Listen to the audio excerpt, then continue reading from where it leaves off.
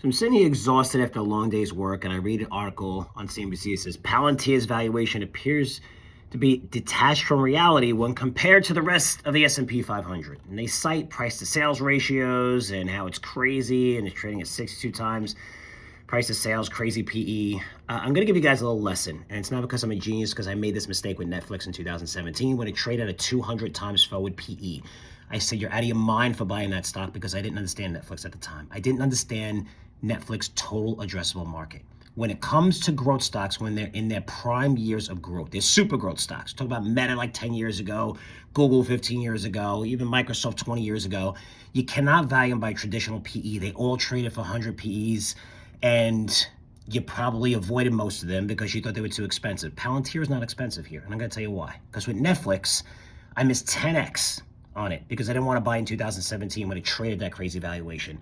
And the reason why I didn't want to buy is because I didn't look at that total addressable market, which it wasn't. I was looking at comparing it to cable companies, right? And trading at a high premium to cable companies when I didn't realize Netflix was the industry. So every single cable company was trying to be Netflix, which increases their total addressable market by a factor of 10. Palantir has the holy grail.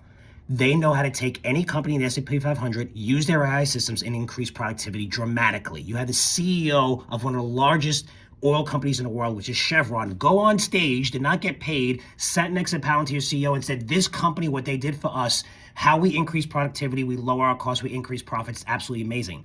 Just the oil industry alone is $200 billion. That's total addressable market.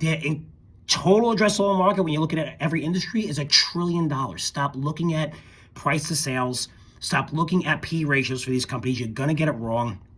I got it wrong. I didn't make the mistake with Palantir. I told everyone to buy it at 10, at 30, at 50. I said it's a $100 stock. Trust me, it's a $100 stock. Now it's 100, and it's probably going to go to 150 or higher because their total addressable market is 10 times the size any analyst is analyzing and modeling for right now. They'll get it right when it goes a lot higher. This company will trade its valuation about 5-7 years from now, but it's not expensive. It's the best company. It has a service that every single company in S&P 500 is dying to use, and they have one of the biggest total addressable markets in the world. Don't make the same mistake I did.